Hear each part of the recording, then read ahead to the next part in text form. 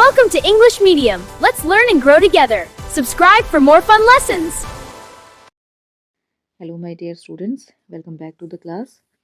Beta mission 1111 में I hope you are following me and every day you are doing what I am recording for you people. बेटा first chapter की summary हम कर चुके हैं और सेकंड चैप्टर जो है आज हम रिवाइज करेंगे. The chapter is we are not afraid to die if we can all be together, written by Gordon Cook and Alan East. तो बेटा जैसे कि आपने चैप्टर पढ़ा था आपको याद होगा कि this is about a sea journey. Okay, और जो वो सी जर्नी है वो किसने की है, दैट इज़ डन बाय. देखिए ये जो डेटा है बेटा, ये जो फैक्ट्स हैं ये आपको याद रखने हैं, बहुत अच्छे से आप इनको याद करेंगे, भूलना नहीं है. जर्नी कब हुई है? जुलाई 1976 में. किस किस ने की है? मैरी है जो कि ऑथर की वाइफ है. उनका बेटा है जोनाथन जिसका निकनेम जो है, वो 6 ईयर्स ओल्ड है. और उनकी बेटी है सुजैन जो कि 7 ईयर्स ओल्ड है और इसका निकनेम सू है. और इन्होंने कहाँ से अपनी जर्नी स्टार्ट की बेटा? प्लाईमाउथ, इंग्लैंड से. और क्यों स्टार्ट की? क्योंकि 200 साल पहले बेटा एक कैप्टन जेम्स कुक थे, उन्होंने राउंड द वर्ल्ड वॉयज की थी. राउंड द वर्ल्ड वॉयज का मतलब है कि पूरे वर्ल्ड का एक चक्कर उन्होंने लगाया था 200 साल पहले. तो उसी जर्नी को वो रिपीट करना चाहते थे, उसी जर्नी को वो दोहराना चाहते थे, ऑथर और उसकी फैमिली. तो इसलिए इस जर्नी को इन्होंने स्टार्ट किया. और मैरी और आई कौन है? ऑथर है बेटा, 37 ईयर ओल्ड बिजनेसमैन है. तो ऑथर कहते हैं कि मैंने और मेरी वाइफ ने पिछले 16 सालों से इस जर्नी के लिए बहुत मेहनत की थी. हमने अपना सारा लेज़र टाइम जो है वो अपनी सी फेयरिंग स्किल्स को होन करने में, परफेक्ट करने में, नरिश करने में, पॉलिश करने में लगा दिया था. ब्रिटिश वाटर्स मीन्स ब्रिटेन का जो पानी है, लाइक रिवर्स हैं, ओशंस हैं, तो वहाँ पे हमने अपना सारा लेज़र टाइम लगाया. मतलब 16 सालों तक उन्होंने इस जर्नी के लिए तैयारी की. और अब इनकी बोट है बेटा, बोट का नाम है वेव वॉकर. बिल्कुल भी नहीं भूलना है आपने, wave walker is the name of the boat. और बोट का डिस्क्रिप्शन कई बार आ जाता है बेटा 7 शॉर्ट आंसर क्वेश्चन में. तो बोट का नाम है वेव वॉकर. 23 मीटर लॉन्ग है, 30 टन है, 30 टन इसका वेट है. और वुडन है, लकड़ी की बनी हुई है. ब्यूटी, इट्स अ ब्यूटी, मतलब बहुत ब्यूटीफुल है. प्रोफेशनली बिल्ट है, प्रोफेशनली इसको बनाया गया है. और ऑथर कहता है कि हमने कई महीने लगा दिए थे इसको फिट करने में और टेस्ट करने में. और टेस्ट कहाँ पे किया? जितना रफेस्ट वेदर हम ढूंढ सके उतने ही रफेस्ट वेदर में हमने इसको टेस्ट किया. तो बहुत अच्छी तैयारी इन्होंने करी है बेटा. अब इन्होंने अपनी जर्नी को जो है 3 साल की इनकी जर्नी होने वाली थी. तो उसका जो फर्स्ट लेग है, मतलब पहला साल जो है 1,05,000 किलोमीटर का, वो बड़ा अच्छे से प्लेजेंटली बीत गया जब उन्होंने वेस्ट कोस्ट ऑफ अफ्रीका से लेकर केप टाउन तक की जर्नी की. तो वो लेग उनका जो है वो बहुत अच्छे से चला गया, प्लेजेंटली पास हो गया. अब ईस्ट की तरफ बढ़ने से पहले इन्होंने 2 क्रूमैन ले लिए. ओके बेटा, ईस्ट की तरफ बढ़ने से पहले 2 क्रूमैन लिए. क्रूमैन कौन होते हैं? जो शिप को चलाने में पायलट, आप उनको एक तरीके से कह सकते हैं. तो 2 इन्होंने लिए. उसमें एक था अमेरिकन लैरी विजल और दूसरा था स्विस हर्ब सिजलर. तो एक अमेरिका से है और दूसरा स्विट्ज़रलैंड से है. क्योंकि अब इनको जो वर्ल्ड का रफेस्ट सी है, मतलब सबसे ख़राब सी माना जाता है, जिसमें बहुत सारे आंधी तूफान आते हैं, द सदर्न इंडियन ओशन, तो वहाँ पे इनको जाना है और इसलिए इन्होंने 2 क्रूमैन को साथ लिया. तो on our second day out of Cape Town, तो केप टाउन से जैसे ही ये निकले बेटा, उसके सेकेंड डे पे ही क्या हुआ? We began to encounter strong gales. तो एनकाउंटर होता है सामना करना, तो इनका सामना किससे हुआ? स्ट्रॉन्ग गेल्स, बहुत तेज़ आंधियाँ. गेल्स होती हैं आंधियाँ, बहुत तेज़ आंधियाँ थी, उनसे इनका जो है सामना हुआ. अगले कुछ वीक्स तक, कुछ सप्ताह तक दे ब्लू कॉन्टिन्यूसली, और लगातार वो आंधियाँ चलती रही. और ऑथर कहता है कि जो आंधियाँ थी ना उसकी मुझे चिंता नहीं थी, लेकिन उन आंधियों के कारण जो वेव्स का साइज़ था वो अलार्मिंग हो गया था. मतलब वो 15 मीटर हाई जो है वेव्स हो गई थी, और वो इतनी हाई थी जितना कि उनका मेन मस्ट था. मेन वो जो पाल कहते हैं ना जिसको बोट में, वो था. तो उतनी ऊंची, मतलब जितनी ऊंची बोट थी उतनी ही ऊंची वो वेव्स हो गई थी. अब बेटा ये जो क्वेश्चन है ना, ये आपका कई बार, ये इतना इंपॉर्टेंट क्वेश्चन है कि लॉन्ग आंसर क्वेश्चंस में बहुत बार आता है कि उनकी जर्नी बताइए बिल्कुल स्टार्टिंग से लेकर जो ये इनका रफेस्ट जो एनकाउंटर हुआ है वेव्स के साथ. तो वो जो है कि दिसंबर 25 से दिसंबर 25 से लगा लो. तो 25 दिसंबर को ये कहाँ पे हैं? केप टाउन के 3500 किलोमीटर्स ईस्ट में. ओके. और डिस्पाइट एट्रोशियस वेदर, वेदर चाहे कितना भी एट्रोशियस था, क्रूअल था, ख़राब था, लेकिन उनकी जो क्रिसमस हॉलीडे है वो काफ़ी अच्छी रही। क्रिसमस ट्री भी उन्होंने लगाया। तो 25 दिसंबर को क्रिसमस सेलिब्रेट करते हैं ना, तो उस दिन वेदर अच्छा नहीं था, लेकिन फिर भी उन्होंने क्रिसमस ट्री के साथ अपनी क्रिसमस सेलिब्रेट करी। फिर न्यू ईयर के दिन भी कोई वेदर में खास इंप्रूवमेंट नहीं हुआ था। देखिए बेटा 25 दिसंबर से लेकर और उसके बाद न्यू ईयर कब आता है, 1 जनवरी। तो इस एक हफ्ते तक भी मौसम ठीक नहीं हुआ था। लेकिन हमने रीज़न किया, हमने थोड़ा तर्क वितर्क किया कि that it had to change soon, कि जल्दी ये चेंज हो जाएगा, एंड इट डिड चेंज, और ये चेंज हो भी गया था फॉर द वर्स। लेकिन चेंज होकर ये और भी बुरा हो गया था। ओके बेटा, तो न्यू ईयर के दिन मौसम जो है ख़राब था। अब 2 जनवरी का जो डॉन है, डॉन टाइम होता है बेटा अर्ली मॉर्निंग टाइम, जब सनराइज़ नहीं हुआ होता है लेकिन बाहर थोड़ी लाइट आपको दिखती है। ओके, तो 2 जनवरी का जो डॉन टाइम है, उस टाइम पे वेव्स जो हैं वो जाइगेंटिक थी। जाइगेंटिक होता है ह्यूज, बहुत बड़ी-बड़ी, बहुत ऊँची-ऊँची वेव्स थी। And we were sailing with only a small storm jib. तो ये जो स्टॉर्म जिब होती है बेटा, ये एक ऑरेंज कलर का हेड सेल होता है और ये ड्यूरिंग स्टॉर्म यूज़ होता है। तो दे वर स्टिल मेकिंग 8 नॉट्स। तो नॉट जो है बेटा, नॉट क्या होती है, द यूनिट ऑफ मेजरमेंट। जब आप ऐसे समंदर में सेल करते हैं तो आपकी स्पीड जो है नॉट्स में मेज़र की जाती है। तो ये 8 नॉट की स्पीड से सेल कर रहे थे। और जैसे ही शिप जो है वो राइज होता था हर वेव के साथ, तो इनको क्या लगता था, मतलब जैसे मान लीजिए ये वेव है और शिप जो है इसके ऊपर ऐसे जा रहा है, तो जब भी ये इस वेव के टॉप पे होते थे तो क्या होता था कि आगे इनको लगता था कि एंडलेस सी, क्योंकि वो जो वेव्स होती थी ना, इनको उस वेव के टॉप पे जाने के बाद दिखता था कि और भी बहुत सारी वेव्स आ रही हैं। तो ऐसा लगता था कि एंडलेस इनॉर्मस सीज, मतलब एंडलेस और बहुत ह्यूज, बहुत बिग सीज जो है वो उनकी तरफ रोल होते हुए आ रही हैं। और जो हवा की स्क्रीमिंग की आवाज़ थी, चीखने की आवाज़ थी, और वो जो स्प्रे मतलब पानी की आवाज़ थी, वो कानों के लिए बहुत ही पेनफुल थी। और उस बोट को स्लो करने के लिए हमने क्या किया कि उस टॉम जिप को ड्रॉप कर दिया, और उसके बाद एक हैवी मूरिंग रोप जो थी उसको लूप कर दिया, किसके अराउंड, स्टर्न के अराउंड। ओके, स्टर्न होता है बेटा जो शिप का पीछे का हिस्सा होता है, तो वहाँ एक हैवी मूरिंग रोप से उसको बांध दिया ताकि शिप जो है वो थोड़ा सा स्टेबल रहे।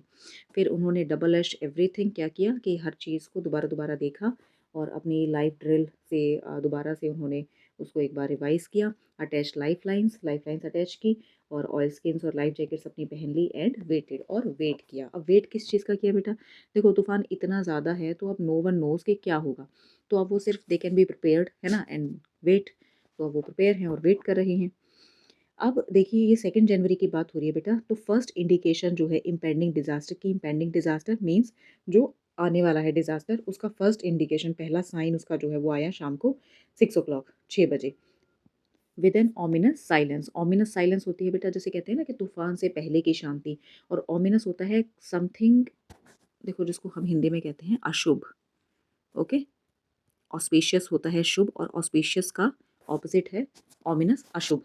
तो वो मतलब something bad is going to happen. तो वैसे सी शांति वहाँ पे थी, विंड ड्रॉप हो गई, मतलब बिल्कुल भी हवा नहीं थी, और स्काई जो है इमीडिएटली डार्क कलर का हो गया, और फिर एक ग्रोइंग रोर आई, ऐसे रोर की आवाज़ आई, और उन्होंने देखा कि एक इनॉर्मस क्लाउड मतलब बहुत ही ह्यूज क्लाउड जो है टावर्ड आफ्ट ऑफ द शिप, वो शिप के पीछे था।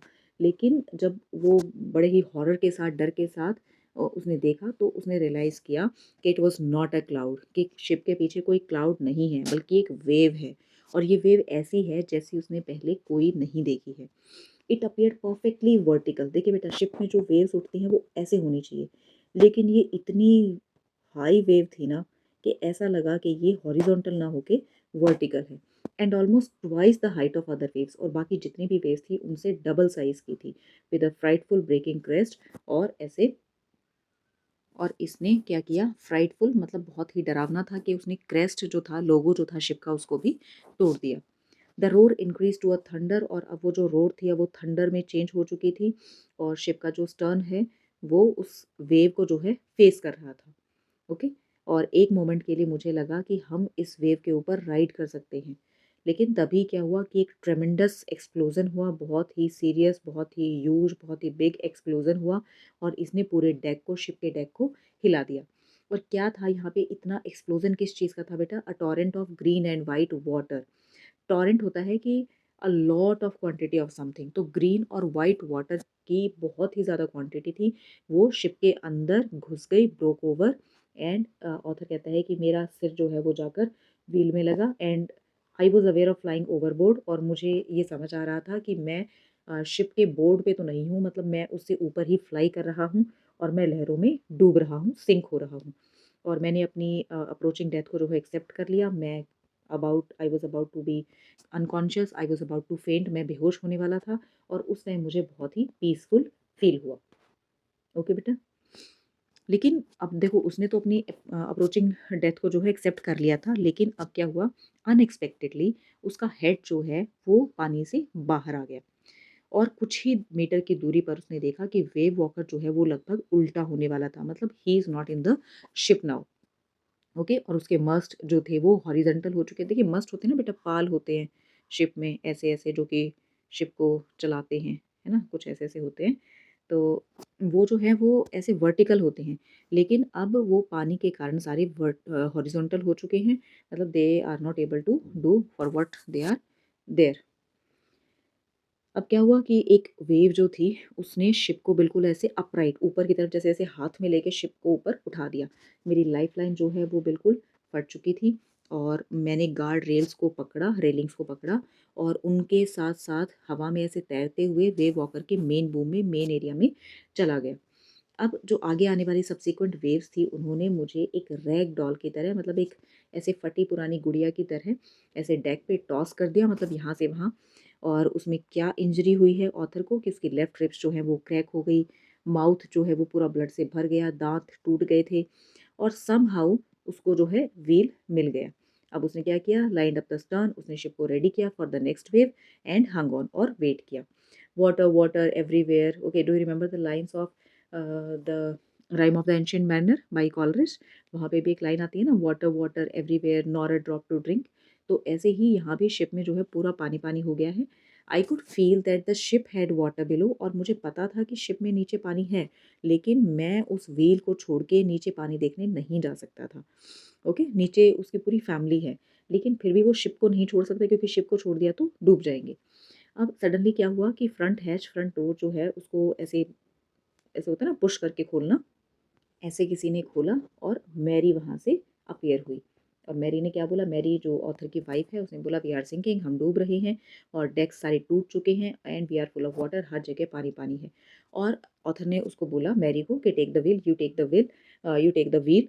और फिर उसने किसी तरीके से हैच, दरवाज़ा जो है उसको ढूंढने की कोशिश की। और लैरी एंड हर्ब जो हैं वो मैडमैन की तरह से, मतलब पागलों की तरह से पानी को पंप कर रहे थे, पानी को शिप से बाहर निकालने का ट्राई कर रहे थे। ब्रोकन टिम्बर्स मतलब ब्रोकन डोर्स जो हैं बेटा, जो दरवाजे हैं वो क्रेजी एंगल्स पे झूल रहे थे, कोई यहाँ कोई वहाँ, मतलब सारे टूट चुके थे। पूरी स्टारबोर्ड साइड जो है बेटा, स्टारबोर्ड साइड होती है बेटा जो शिप की राइट साइड होती है, उसको स्टारबोर्ड साइड कहते हैं। शिप की राइट साइड में जो स्पेस होता है उसको स्टारबोर्ड कहते हैं। वो पूरी अंदर की तरफ जो है बल्ज हो गई थी, ऐसे घुस गई थी, और clothes, crockery, charts, tents, toys, सब कुछ पानी में, उस डीप वाटर में जो है स्लॉश हो रहा था, बह रहा था। और मैं आधा तैरते हुए आधा क्रॉल करते हुए बच्चों के कैबिन में गया, और बच्चों से पूछा उसने कि क्या आर यू ऑल राइट? बच्चों ने कहा हाँ। और सू जो है उसने बताया कि मेरा हेड जो है वो थोड़ा-सा दुख रहा है, और एक बिग बम्प था उसकी आँखों के ऊपर, एक बड़ा गोला सा आया हुआ था। और ऑथर कहता है कि उस टाइम तो मेरे पास बम्प्ड हेड्स के लिए बिल्कुल भी टाइम नहीं था। तो मैंने एक हैमर ढूँढा, कुछ स्क्रूज़ ढूँढे, एक कैनवस ढूँढा, और दोबारा से मैं डेक पर गया। और स्टारबोर्ड साइड जो है वो बिल्कुल ओपन थी, बिल्कुल खुल चुकी थी। तो बहुत ज़्यादा पानी जो है शिप के अंदर आ रहा था। अगर मैंने थोड़ी बहुत भी रिपेयर नहीं की तो डेफ़िनेटली हम डूब जाएँगे। Somehow I manage to stretch canvas, तो किसी तरीके से मैंने थोड़ा सा कैनवस को स्ट्रेच किया वहाँ पे, और वाटर प्रूफ हैच को सिक्योर किया। वो जितने भी उसमें गेपिंग होल्स हो गए थे, मतलब जिनके आर पार देखा जा सकता था, तो उन होल्स को मैंने कवर करने की कोशिश की। कुछ पानी अभी भी नीचे बह रहा था, लेकिन ज़्यादातर जो है वो अब साइड से डिफ्लेक्ट हो रहा था, साइड से निकल रहा था। और देखो कहते हैं ना कि when it rains it pours, जब मुसीबतें आती हैं तो एक के बाद एक आती है। तो इनका जो हैंडपम्प था वो भी वहाँ पे, जो डेब्री थी, जो गार्बेज था, जो कैबिन्स में ऐसे फ्लोट हो रहा था, तो उससे क्या हुआ कि उनका हैंडपम्प जो था जिससे वो पानी बाहर निकाल रहे थे वो भी उनका ब्लॉक हो गया था और इलेक्ट्रिक पंप जो है उसको शॉर्ट सर्किट हो गया था। वाटर लेवल जो है अलार्मिंगली, थ्रेटनिंगली बढ़ता जा रहा था, मतलब बहुत खतरनाक तरीके से बढ़ रहा था। और अब ऑथर कहता है कि मुझे है ना डेक पे क्या मिला, 2 स्पेयर हैंडपंप्स मिल गए जो कि ओवरबोर्ड ऐसे थे वहाँ पे।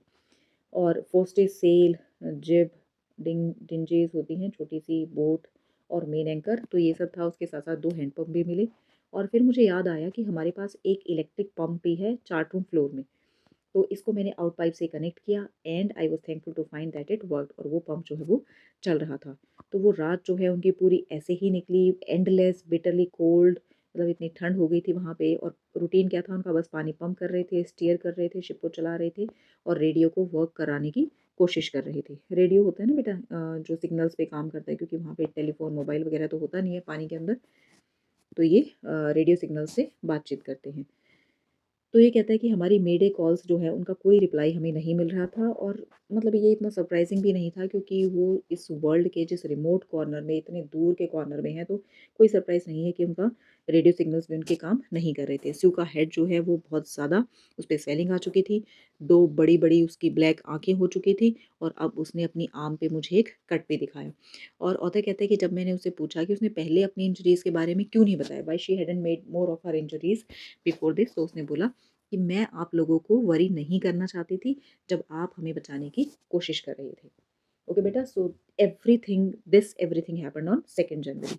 आप 3 जनवरी की बात करते हैं, आपको लॉन्ग आंसर क्वेश्चन आएगा बेटा, तो उसमें आपको ऐसे ही पूछेंगे कि स्टार्टिंग फ्रॉम 1 जनवरी उनकी जर्नी कैसी थी।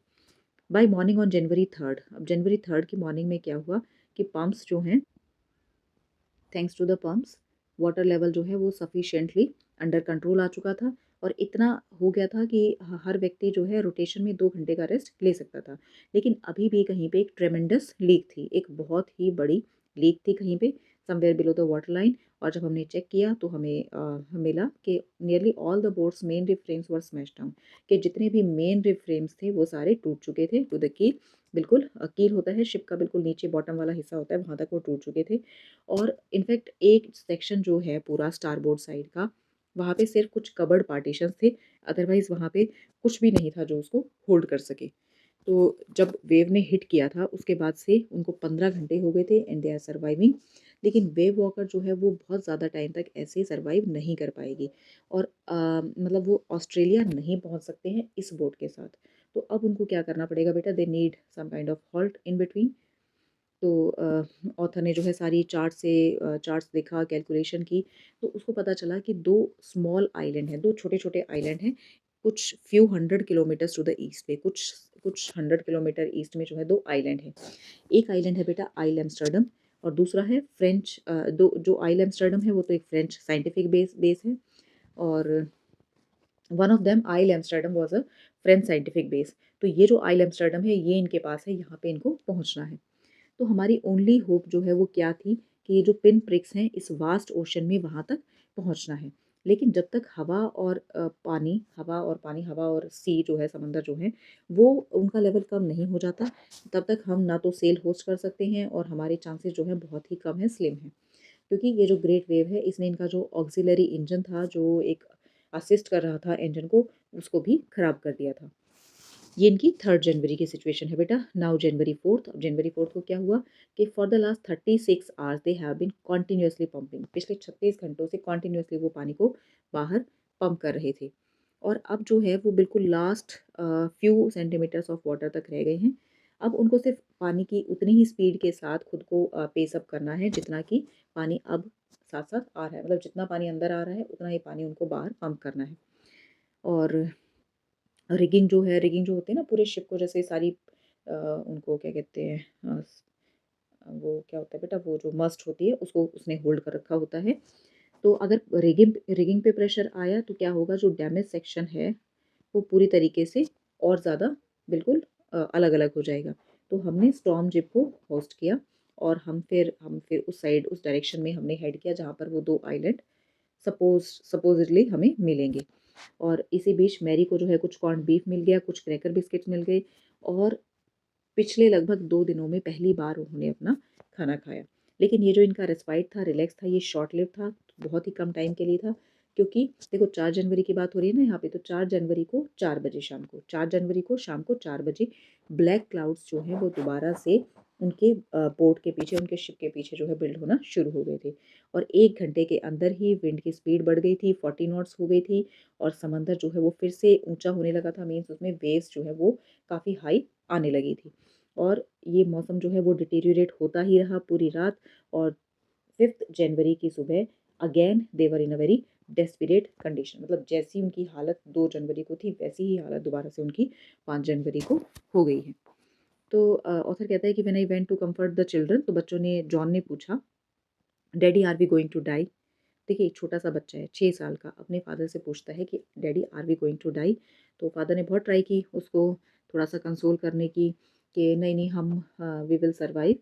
लेकिन उसने कहा कि daddy we are not afraid of dying if we can all be together. ये लाइन बेटा दिस इज सो इम्पॉर्टेंट कि हमारा जो चैप्टर है वो इसी लाइन पे है कि we are not afraid to die if we can all be together, you and mummy, Sue and I. Means अगर हम चारों लोग, अगर हम सारी फैमिली साथ हैं तो हमें मरने से भी डर नहीं लगता है। और ऑथर सेज दैट मुझे कोई भी, I didn't have any words how to respond to this statement और दिस सिचुएशन। तो मैं बच्चों के कैबिन से निकला और अब मैं पूरा डिटरमिन था कि I will fight the sea with everything I had. मेरे पास जो भी है मैं इस सी के साथ फाइट करूँगा।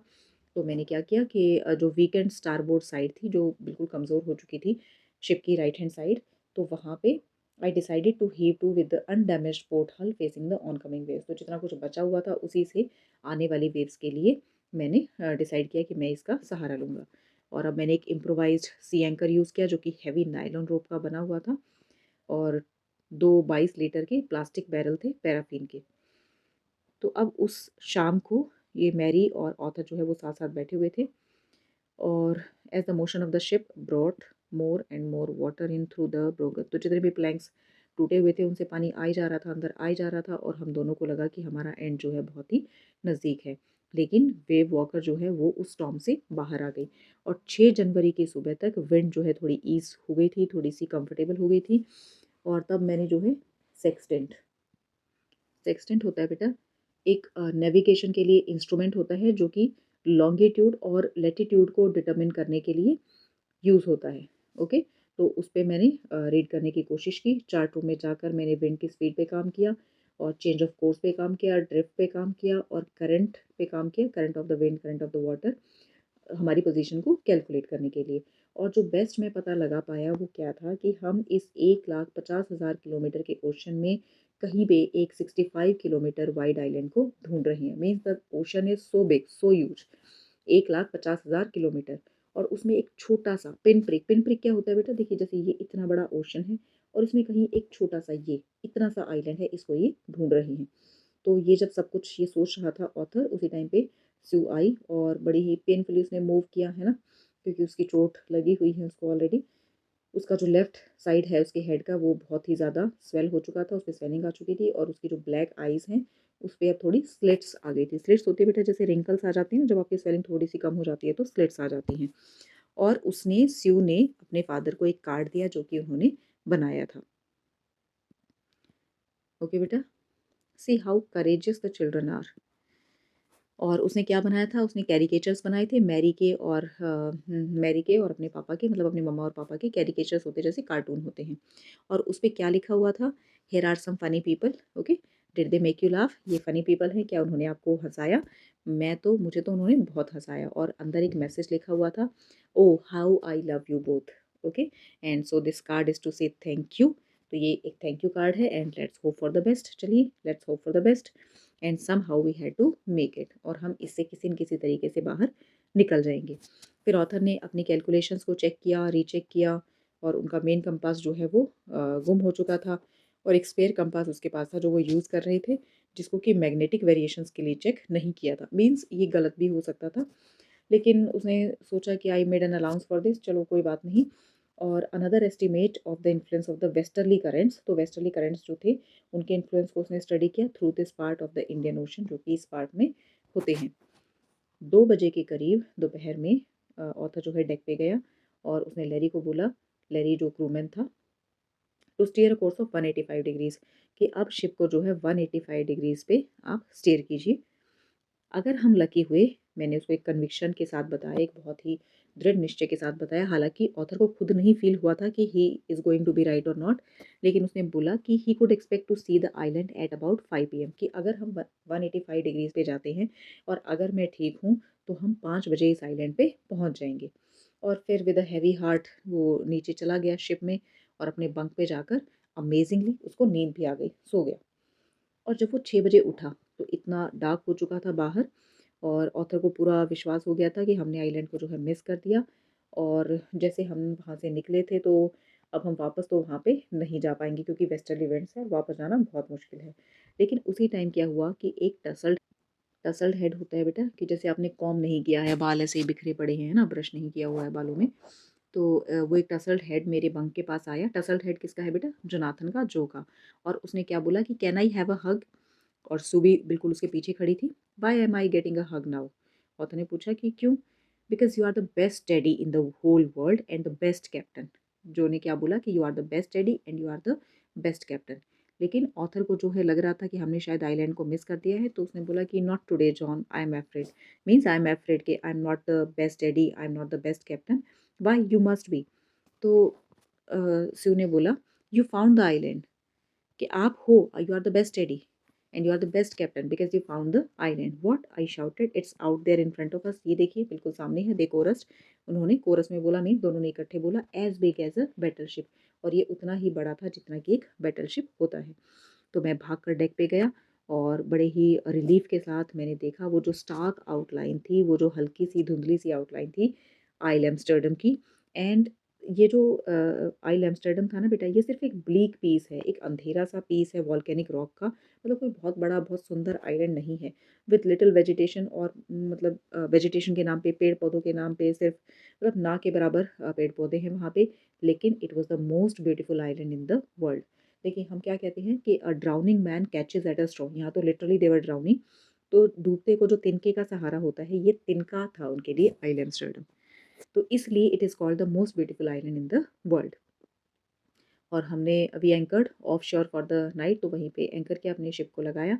और अगली सुबह 28 इन्हेबिटेंट्स जो हैं इस आइलैंड के, उन्होंने हमें चीयर किया और हमें शिप से उतरने में हेल्प की। With land under my feet again, तो जब मेरे पैरों के नीचे दोबारा से ज़मीन आई, तो मैंने, मेरी जो थॉट्स थे, मैं किसके बारे में सोच रहा था? लैरी और हर्बी के बारे में, दो क्रूमैन जो थे उसके, जो इतने चेयरफुल थे और इतने ऑप्टिमिस्टिक थे अंडर द डायरेस्ट स्ट्रेस। इतने मतलब डायरेस्ट, इतने सीवियर स्ट्रेस के बावजूद वो इतने चेयरफुल और इतने ऑप्टिमिस्टिक थे। और मैं मैरी के बारे में सोच रहा था, जो पूरा टाइम जो है उस उन क्रूशियल आवर्स में व्हील पे रही।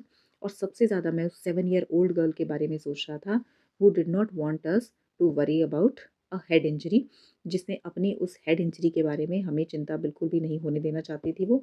और जिसको माइनर बोला था, उसके 6 माइनर ऑपरेशन हुए। ओके, वो जो हेड इंजरी थी सू की, जो स्वेलिंग आई हुई थी उसकी आंखों के ऊपर और वो गोले बने हुए थे, तो 6 माइनर ऑपरेशन उसके हुए। क्योंकि स्किन और स्कल के बीच में जो है बेटा एक रैकरिंग होता है, जो फ्रिक्वेंटली वापस आता रहता है, बार बार रिपीट होता रहता है। एक रैकरिंग ब्लड क्लॉट बन गया था, एक ब्लड की गांठ बन गई थी वहाँ पे। और मैं उस 6 ईयर ओल्ड बॉय के बारे में सोचा था, who was not afraid to die, जो कि मरने से नहीं डरता था। मीन्स जब सब कुछ all is well that ends well हो गया, तो उस टाइम पे उसने सबके बारे में सोचा, लैरी के बारे में, हर्बी के बारे में, मैरी के बारे में, जोनाथन के बारे में और स्यू के बारे में। सो दैट्स ऑल बेटा, this is the chapter. I hope ये समरी आपको बहुत अच्छे से समझ आ गई होगी। बीच बीच में मैंने आपको बताया है कि short answer question, long answer question इसमें कैसे आते हैं। तो प्लीज़ बेटा अपना काम ज़रूर कीजिएगा, मैंने अपना काम कर दिया है। Now it's your turn. All the best बेटा, see you again with next chapter, summary of the next chapter. God bless you, all the best beta.